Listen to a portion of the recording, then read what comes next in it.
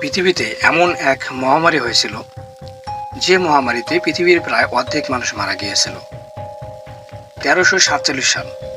রাতের অন্ধকারে একটি বাণিজ্যিক জাহাজ ধীরে ধীরে বন্দরের দিকে এগিয়ে আসছে।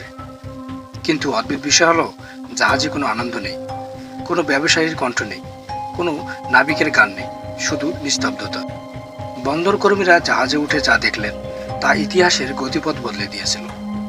অনেক নাবিক মৃত, যারা বেঁচে ছিলেন তাদের শরীরে জ্বরে কাঁপছিল, ঘাড়, বগল ও শরীরে অস্বাভাবিক কালো ফোলা।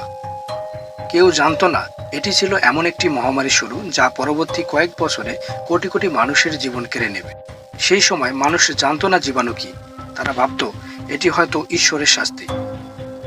আবার কেউ বলতো অশুভ শক্তির অভিশাপ, কেউ আবার আকাশের গ্রহ নক্ষত্রকে দায়ী করত।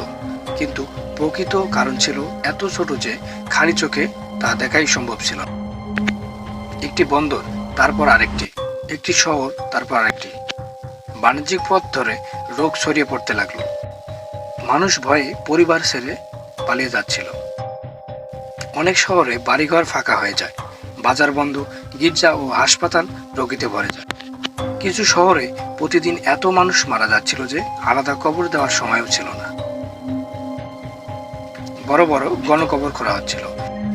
অনেক পরিবারে কেউই জীবিত থাকতো না। যারা বেঁচে ছিলেন তারা জানতেন না পরের দিন সকালে তারা নিজেরাও বেঁচে থাকবেন কিনা। ঠিক তখনই একজন চিকিৎসক একটি অদ্ভুত বিষয় লক্ষ্য করলেন। সব রোগী একইভাবে আক্রান্ত হচ্ছেন না। কিছু মানুষ আশ্চর্যজনকভাবে বেঁচে যাচ্ছেন। কেন? তাদের শরীরে কি ভিন্ন ছিল? এই প্রশ্নই ইতিহাসের সবচেয়ে গুরুত্বপূর্ণ বৈজ্ঞানিক অনুসন্ধানের সূচনা করেছিল।